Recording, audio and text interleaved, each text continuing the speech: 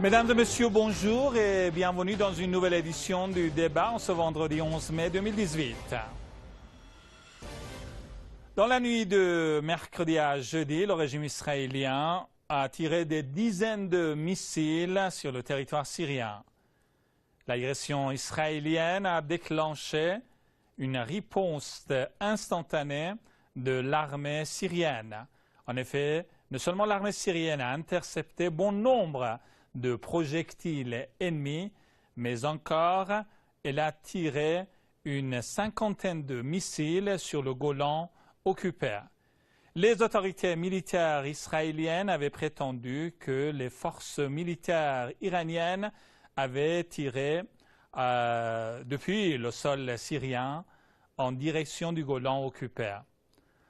Elles ont prétendu avoir répliqué en ciblant les positions militaires iraniennes en Syrie. L'armée syrienne a affirmé que c'était bien les forces syriennes qui avaient répliqué aux attaques israéliennes.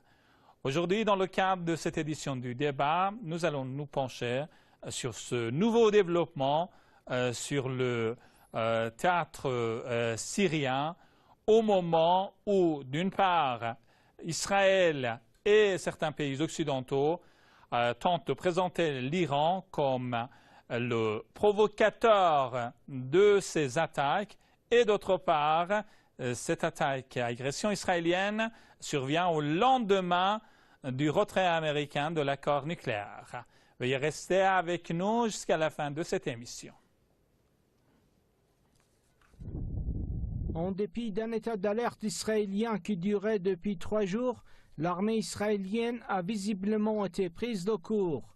Des dizaines de missiles ont touché avec précision leurs cibles à l'intérieur des territoires occupés de la Palestine dans la nuit de mercredi à jeudi. L'ampleur de la frappe a été telle que même la campagne médiatique atlantiste n'a pas pu la masquer. Les médias constatent alors la défaite du renseignement de l'armée israélienne qui a été pris de court par les frappes de la résistance sans pouvoir les prévenir. Le renseignement de l'armée israélienne au Golan a été par ailleurs pris pour cible des missiles de la résistance et plusieurs sites qui lui sont liés ont été détruits. Le porte-parole de l'armée israélienne a qualifié cette riposte d'agression iranienne sans toutefois pouvoir rassurer l'opinion israélienne qui reproche d'ores et déjà à l'armée et à son système de défense antimissiles d'hommes de fer, c'est raté.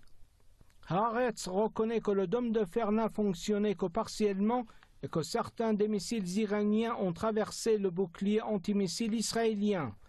La riposte de la résistance a marqué un tournant dans la guerre contre le terrorisme en Syrie dans la mesure où elle a visé l'un des principaux soutiens des terroristes takfiristes, à savoir Israël. Pris de panique par des frappes aux missiles d'une très haute précision contre les positions de l'armée israélienne au Golan occupé, les avions de combat israéliens ont pris d'assaut quelques sites militaires dans la banlieue de Damas. Mais comme au Golan, Israël a été largement surpris par la violence du feu de la DCA syrienne. La DCA syrienne a été pleinement active à l'heure où l'information tombait sur le Telex. Plus de 9 missiles israéliens ont été interceptés dans le ciel de Damas aux premières heures des raids israéliens. Force est de constater que malgré les fanfaronnades des officiels israéliens, l'armée israélienne est loin de pouvoir contrer une offensive d'envergure de l'axe de la résistance contre son front nord. Au demeurant, la DCA de l'armée syrienne a brillamment fonctionné en réponse aux raids israéliens.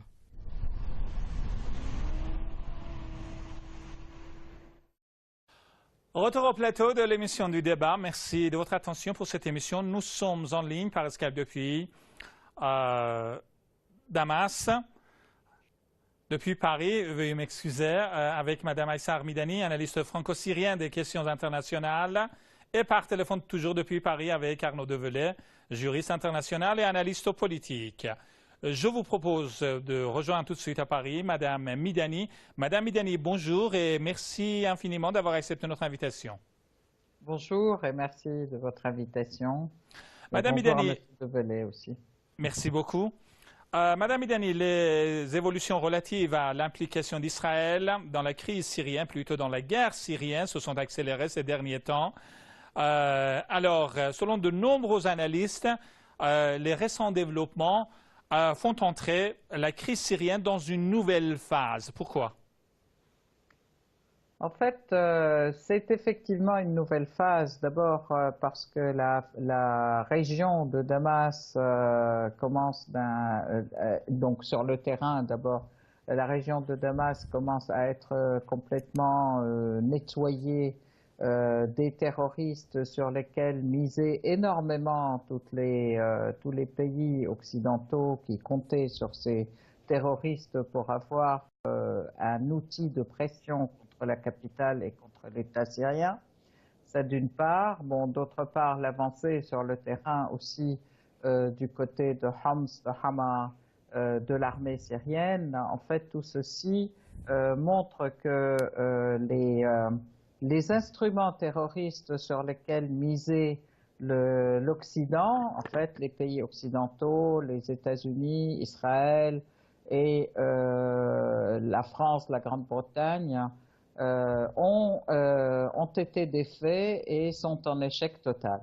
Du coup, donc, ce sont eux-mêmes qui interviennent, puisque c'était eux-mêmes les commanditeurs, et donc ils interviennent. Ça a commencé effectivement par l'agression contre l'aéroport, le T4, le T4, par Israël, qui a reçu une bonne riposte, je peux dire, pour ne pas dire une bonne raclée.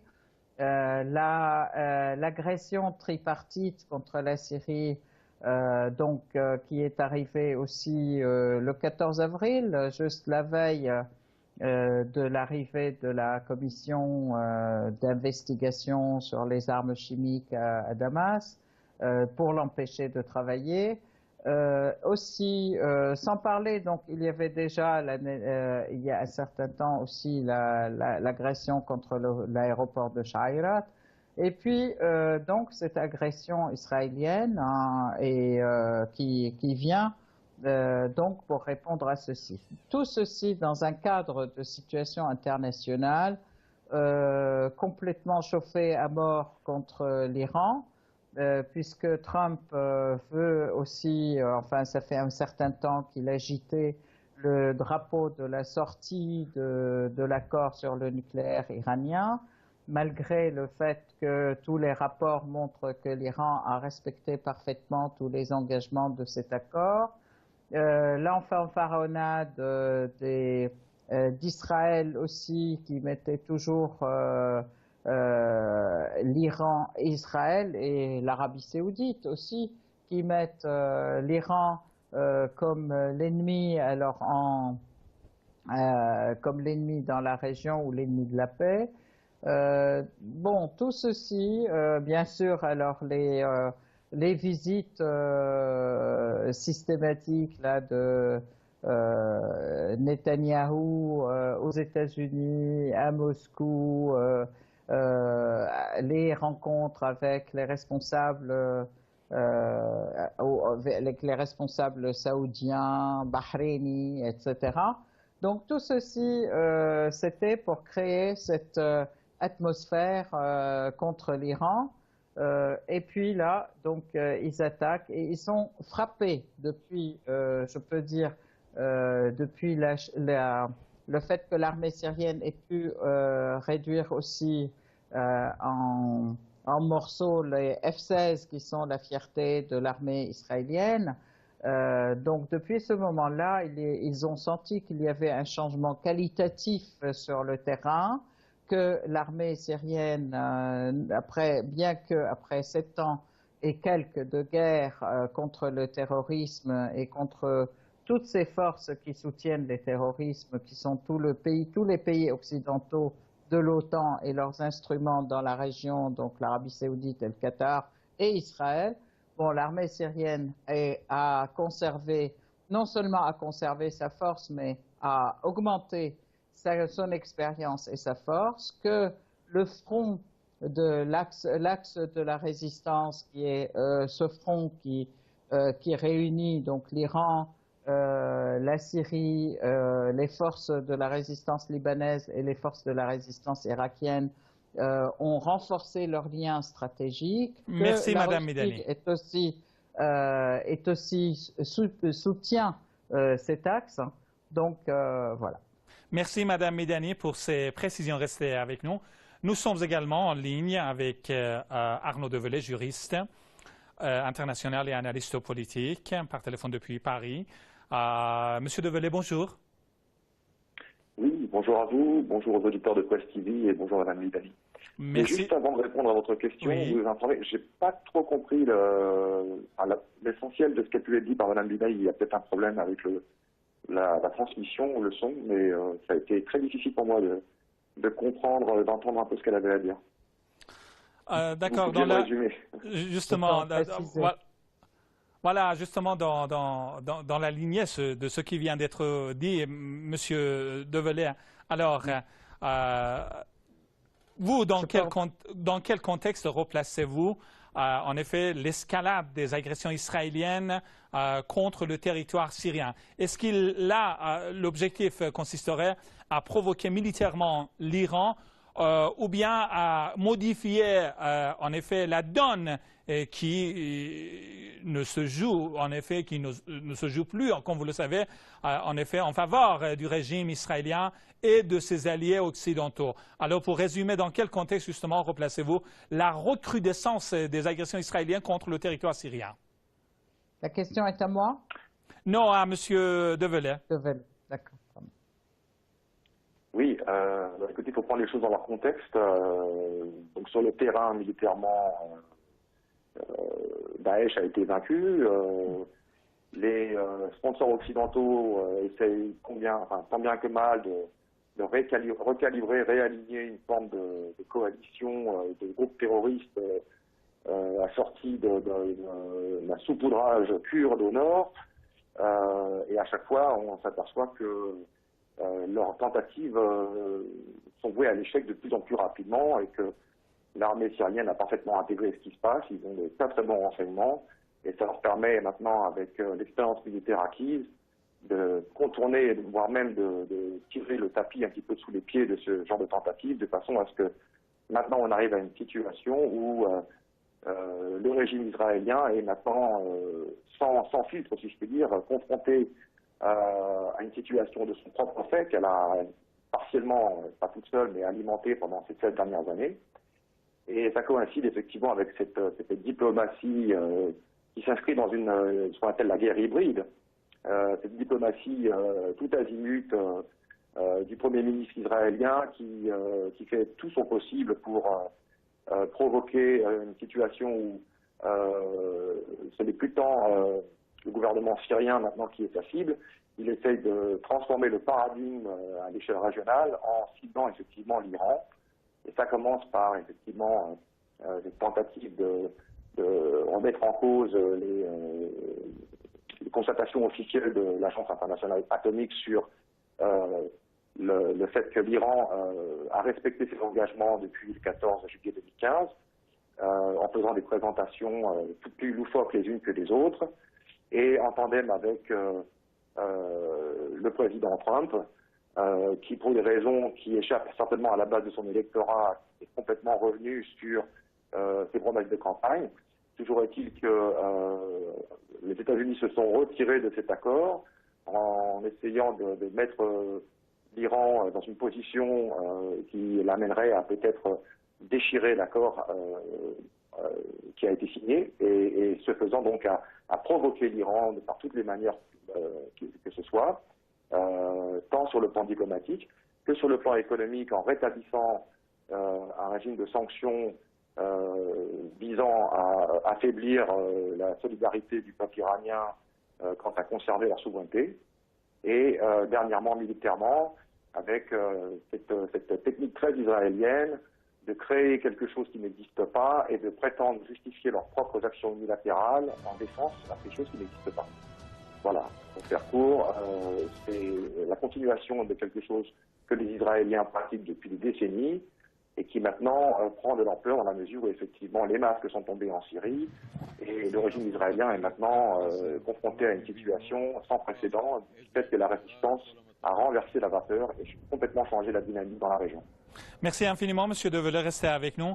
Alors, aujourd'hui, le régime israélien se trouve surtout sur le théâtre syrien en mauvaise posture. Mais la question qui se pose, pourquoi justement le régime israélien alors a choisi le lendemain du retrait américain de l'accord nucléaire pour mener cette nouvelle agression contre la Syrie? En fait, c'est effectivement, d'abord, c'est pour dire que c'était aussi concerté, il avait le feu vert de Trump, en fait, donc de l'État américain, d'une part. D'autre part, c'est en fait, depuis un certain temps, ils essayent d'attiser les contradictions face à l'Iran, surtout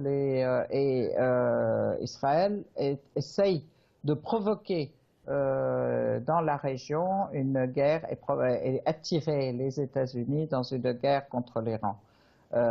Donc les agressions contre la Syrie, et ils sont, puisque de toute façon les États-Unis sont mobilisés contre la Syrie, et systématiquement les Israéliens prétendent qu'il s'agit de bases iraniennes et de ripostes à des attaques iraniennes qui viennent de Syrie. Donc tout ce scénario est vraiment mis en place pour mener systématiquement des provocations contre l'Iran, pour réunir aussi à ses côtés les ennemis de l'Iran que sont l'Arabie saoudite et le Bahreïn. Ce sont aujourd'hui les ennemis déclarés en fait de l'Iran et dont se félicite d'ailleurs Israël, puisqu'ils disent que de toute façon aujourd'hui il y a une coalition contre l'Iran qui se fait au Moyen-Orient et nos plus grands alliés, c'est l'Arabie saoudite. Ce sont l'Arabie saoudite et les pays du Golfe. Donc cette provocation visait ou ils espéraient aussi gagner. Mais en fait, ils étaient bien surpris parce que d'abord, la riposte a eu lieu dans le Golan. Elle a été surprenante dans sa force. Elle a montré aussi la fragilité de leur coupole de fer. Elle a montré quand même aussi à quel point ils sont faibles, je peux dire, face à l'armée syrienne et à l'axe de la résistance rétabli.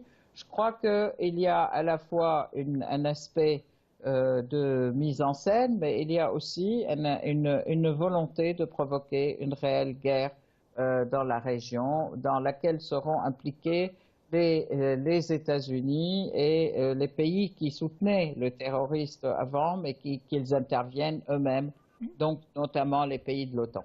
Merci Madame Midani, merci infiniment. Monsieur Develay, alors à la veille de cette nouvelle agression israélienne contre le territoire syrien, Netanyahou s'était rendu en Russie. Alors, est-ce que la Russie a été informée de cette nouvelle agression, de cette plutôt nouvelle provocation israélienne? Et si la réponse est positive, alors pourquoi Moscou n'a pas réagi ou bien est-ce qu'il y a une certaine concertation entre la Russie mais aussi les États-Unis concernant cette nouvelle agression israélienne en Syrie? Écoutez, je ne suis pas dans le secret des réunions de haut niveau qui peuvent se tenir à Moscou concernant ce qui pourrait se savoir eu égard à l'agression israélienne d'hier matin. Tout ce que je peux dire, c'est que la Russie sait très bien à quoi s'en tenir avec les Israéliens. Ils sont quand même assez expérimentés en la matière. Et je pense qu'à tout moment, ils savent que les Israéliens peuvent prendre des décisions complètement un petit peu à la diagonale du fou sur le jeu d'échecs, et que ces actions ont pour, justement, comme vous le disiez, pour objet d'enflammer la situation et de faire impliquer effectivement les grandes puissances directement dans le jeu syrien. Ce que je peux dire, c'est que la Russie est avant tout concernée par justement l'esprit de retenue qui doit prévaloir face à ces provocations permanentes. On peut effectivement souligner, ça c'est un fait avéré, qu'il a été annoncé aujourd'hui que les processus de négociation portant sur la livraison des systèmes anti-aériens S-300 au gouvernement syrien ne sont apparemment, selon les sources autorisées, plus à l'ordre du jour. Ce qui ne veut pas dire non plus que, loin s'en faut, les forces de défense aérienne syriennes sont sans moyens, loin s'en faut. Hein, ils l'ont démontré encore il y a 30 heures, 36 heures de cela. Donc on peut penser qu'effectivement l'un des objectifs de Netanyahou, la visite de Netanyahou en tout cas à Moscou hier matin, était d'empêcher par tout moyen la livraison, donc en tout cas l'exécution de ce protocole de transaction portant sur les systèmes anti-aériens S-300. Maintenant, la Russie, à un moment donné, va devoir se trouver confrontée à une situation, un peu un dilemme. Elle a des intérêts, comme tout État d'ailleurs, en Syrie, qui portent sur effectivement un accès à la mer chaude, sur le fait de préserver une certaine stabilité, tant bien que peut se faire dans la région, en essayant de limiter ce qui jusqu'à présent a quand même été un chaudron.